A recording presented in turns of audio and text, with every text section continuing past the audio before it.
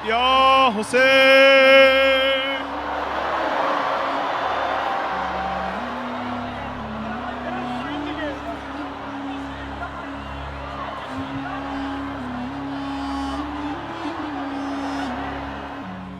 اصلا نمیشه باورم। कैमरे में कैद ये तस्वीरें शायद लंबे समय तक याद रखी जाएंगी। एक तरफ ईरान के सर्वोच्च नेता अयातुल्ला अली खामनेई का ताबूत रखा है और ठीक उसके सामने भारत से पहुंचे हिंदू, मुस्लिम, सिख और ईसाई धर्मगुरु खड़े हैं।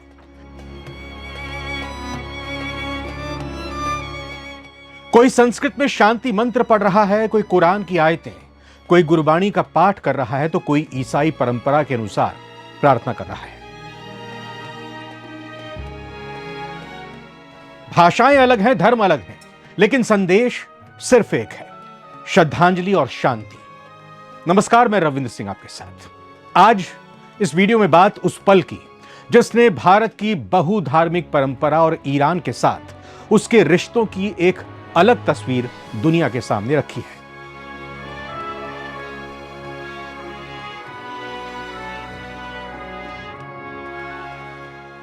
एक तरफ ईरान के दिवंगत supreme leader Ayatollah Ali Khamenei का ताबूत रखा है और ठीक उसके सामने खड़े हैं भारत के अलग अलग धर्मों के धर्मगुरु। कोई हाथ जोड़कर खड़ा है, कोई दुआ में हाथ उठाए हुए हैं तो कोई अपने तरीके से ईश्वर को याद कर रहा है। हिंदू, मुस्लिम, सिख, ईसाई मजहब की तमाम दीवारें जैसे इस एक पल के लिए थम सी गई। यह तस्वीर इस बात का प्रतीक है कि जब दुनिया पर कोई बड़ा संकट आता है या किसी महान नेता की विदाई होती है तो भारत हमेशा अपनी वसुधैव कुटुंबकम यानी पूरी दुनिया एक परिवार है की भावना के साथ खड़ा होता है। ईरान इस वक्त अपनी सुप्रीम लीडर को आखिरी विदाई दे रहा है और भारत ने वहां अपने सर्वधर्म प्रतिनिधिमंडल को भेजकर एक बेहद खास खिराज अकीदत यानी भावभीनी श्रद्धांजलि पेश की है। भारत दुनिया के उन देशों में से है जहां अलग अलग धर्मों के लोग सदियों से साथ रहते आए हैं। इसी विविधता की झलक ईरान में भी देखने को मिली जब सभी धर्मों के प्रतिनिधि एक साथ खड़े होकर शांति और दिवंगत आत्मा के लिए प्रार्थना कर रहे थे। तो यह सिर्फ एक व्यक्ति को श्रद्धांजलि नहीं थी, बल्कि आपसी सम्मान और धार्मिक सह अस्तित्व का भी संदेश था। इस अंतिम संस्कार के पीछे सिर्फ दुख नहीं बल्कि एक बहुत बड़ा जियोपॉलिटिकल संदेश भी छिपा है। ईरान ने अपने सुप्रीम लीडर के इस आखिरी विदाई कार्यक्रम की शुरुआत के लिए जिस वक्त को चुना है वो बहुत सोच समझकर तय किया है।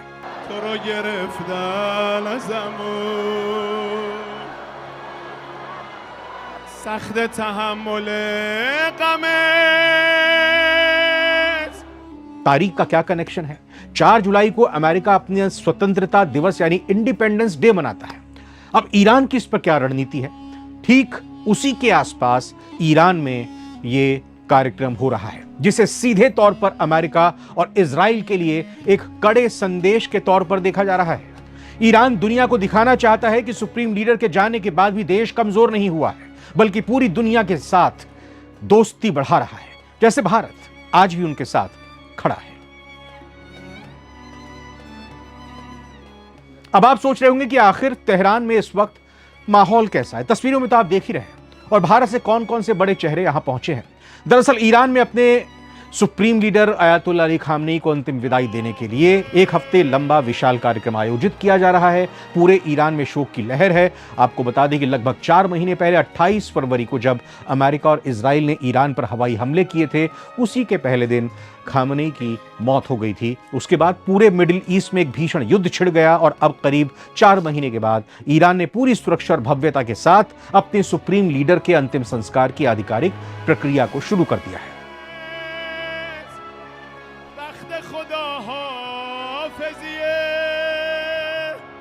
इस दुख की घड़ी में भारत की तरफ से न सिर्फ धर्मगुरु बल्कि बड़े राजनेता और सिविल सोसाइटी के लोग भी ईरान पहुंचे हैं। जम्मू कश्मीर की पूर्व मुख्यमंत्री महबूबा मुफ्ती और कांग्रेस के वरिष्ठ नेता सलमान खुर्शीद भी इस प्रतिनिधिमंडल का हिस्सा हैं, जिन्होंने ताबूत के पास खड़े होकर अपनी संवेदनाएं व्यक्त की हैं। भारत सरकार की तरफ से भी प्रतिनिधिमंडल गया है। इस पूरे घटनाक्रम में जो सबसे ज्यादा दिल को छू लेने वाली बात है वो है भारत की अनेकता में एकता की झलक। भारत में स्थित ईरानी दूतावास ने जब सोशल मीडिया पर इन तस्वीरों को पोस्ट किया तो पूरी दुनिया हैरान रह गई, चकित रह गई। दुनिया भर में ये तस्वीरें सोशल मीडिया पर खूब देखी जा रही हैं। जहां खामनेई का ताबूत रखा गया, वहां भारत के इन धर्मगुरुओं ने न सिर्फ मौन रखा बल्कि अपनी अपनी धार्मिक परंपराओं के अनुसार प्रार्थनाएं भी पढ़ी। एक तरफ मुस्लिम धर्मगुरु कुरान की आयतें पढ़ रहे थे, दूसरी तरफ हिंदू संत और सिख गुरु शांति पाठ और प्रार्थना कर रहे थे। ईरान के लोगों के लिए भी ये एक बेहद भावुक पल था कि ऐसा देश, एक ऐसा मुल्क जो अपनी सांस्कृतिक विविधता के लिए जाना जाता है, उनके सबसे बड़े नेता के जाने के गम में उनके साथ कंधे से कंधा मिलाकर खड़ा है। भारत ने तेहरान में अपने इस कदम से एक बार फिर साबित कर दिया कि कूटनीति और इंसानियत के मामले में भारत का कोई सानी नहीं है। इस दुखद घड़ी में भारत का ईरान के साथ खड़े होना दोनों देश के सदियों पुराने रिश्तों को और मजबूत करता है।